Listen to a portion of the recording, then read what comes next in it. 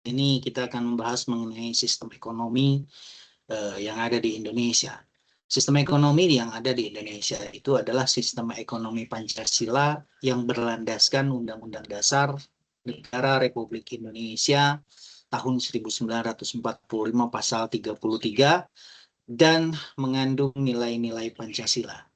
Sistem ini menekankan demokrasi ekonomi yang berasaskan kekeluargaan serta penguasaan cabang produksi strategis oleh negara untuk sebesar-besarnya kepentingannya diperuntukkan untuk kemakmuran rakyat.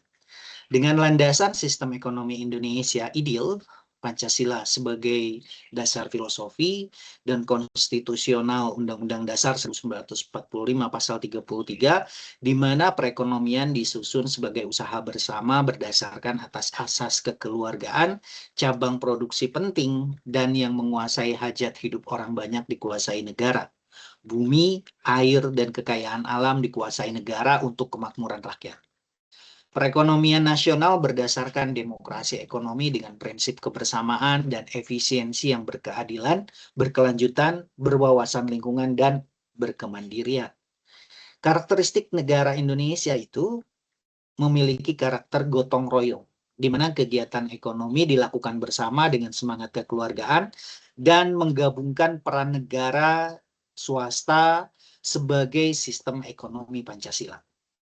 Sektor strategis, energi, transportasi, telekomunikasi, semua dikelola oleh negara.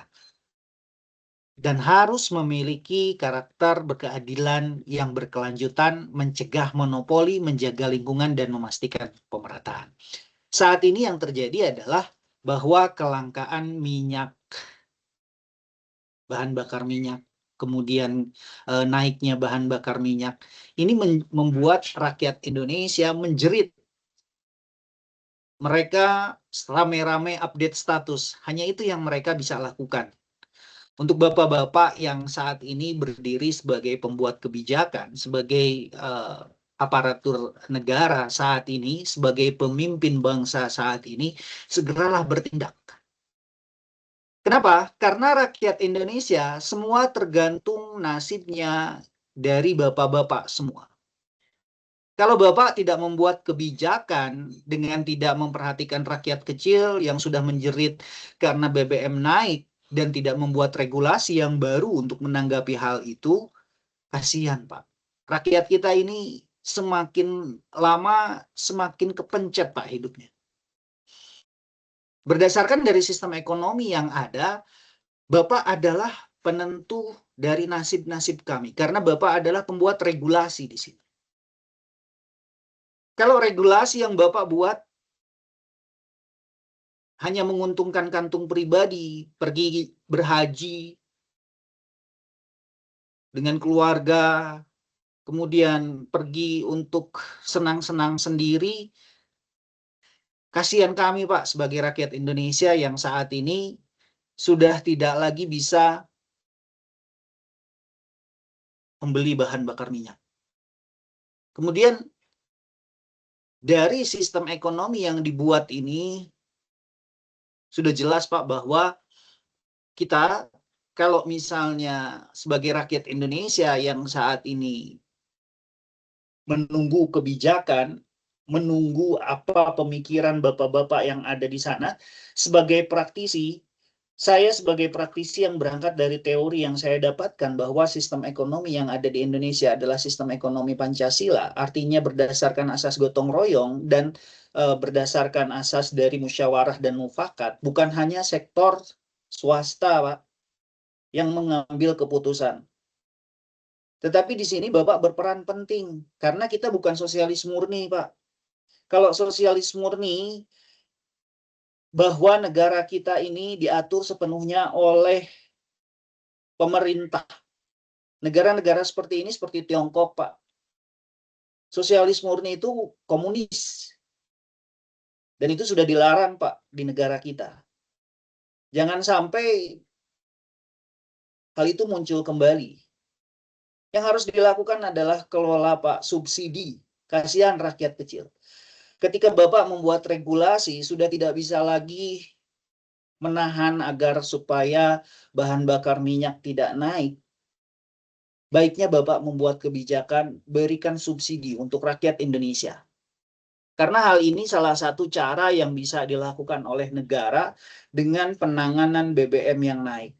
Sistem ekonomi Pancasila menekankan bahwa negara harus hadir di sektor strategis. BBM termasuk cabang produksi penting, Pak. Ini jantungnya perekonomian negara Indonesia. Sehingga pengelolaannya harus diarahkan untuk kemakmuran rakyat, Pak, bukan kemakmuran diri sendiri. Pikirkan rakyatnya, bukan sekedar keuntungan.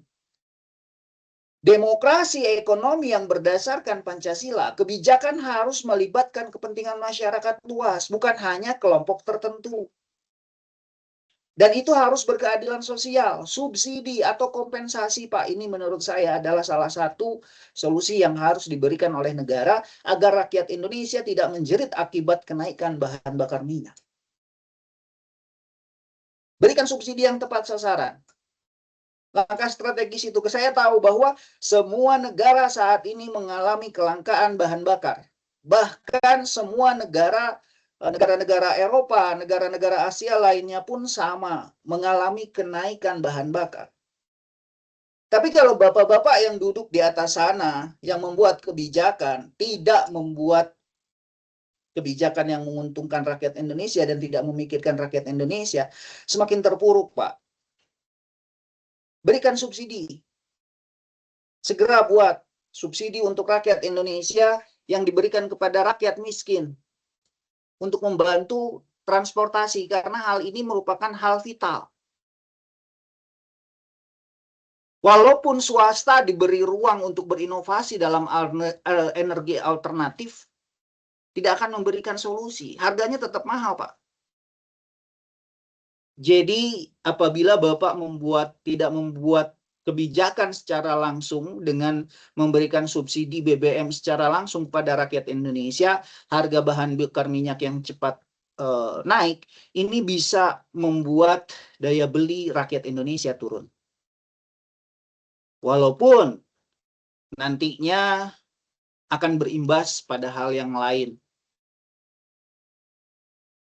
Demikian, Pak. Jadi kompensasi untuk subsidi yang naik, berikan subsidi silang, berikan subsidi yang tepat sasaran untuk penguatan transportasi publik. Hal ini yang harus dilakukan. Karena sistem ekonomi yang berlangsung saat ini di Indonesia adalah sistem ekonomi Pancasila. Bukan hanya swasta yang mengambil keputusan, tetapi swasta dan pemerintah. Yang dominan ya tentu saja kalau di Indonesia saat ini tidak lain tidak bukan adalah pemerintah. Karena sistem ekonominya Pancasila. Pemerintahlah yang membuat kebijakan lebih banyak untuk negara ini. Kalau Bapak mau sosialis murni, murni, bahwa yang mengambil kebijakan adalah pemerintah, Bapak ganti sistem ekonomi yang ada di Indonesia. Jadi segera Pak pikirkan, banyak rakyat Indonesia yang saat ini sudah menjerit, banyak rakyat Indonesia yang saat ini sudah kekurangan. Kalau misalnya Bapak sistem ekonominya liberal, menyerahkan semuanya pada rakyat Indonesia belum bisa untuk melaksanakan sistem ekonomi liberal. Mengambil keputusan untuk itu saya rasa belum. Kami masih bergantung pada bapak-bapak yang berdiri saat ini sebagai penguasa di Indonesia. Sebagai seorang praktisi, Pak, saya sudah mulai miris melihat bahwa ada anekdot yang keluar dari WhatsApp. BBM naik, dolar naik, Nabi Isa yang turun. Kan kadang-kala karena sudah jengah, Pak. Nggak ada yang turun, semua naik. Harga bahan bakar minyak naik, harga dolar naik, ya terutama kalau misalnya bahan bakar minyak naik, ya otomatis mau tidak mau, harga bahan pokok pun naik. Ketika bahan pokok naik, gaji tidak naik, Pak. Dan rakyat kecil tidak mendapatkan subsidi, Pak. Kasihan kami, Pak, sebagai rakyat kecil. Nggak ada daya beli untuk masyarakat.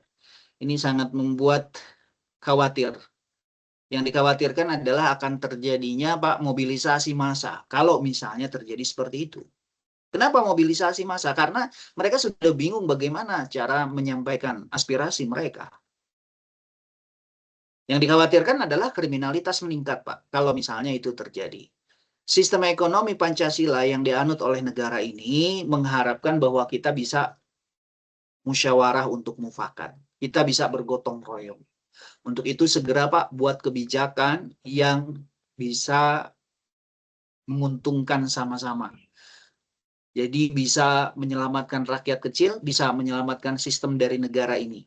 Jangan sampai Pancasila kita dikoyak-koyak, Pak. Demikian, Pak. Terima kasih. Wabillahi taufiq wal hidayah. Assalamualaikum warahmatullahi wabarakatuh.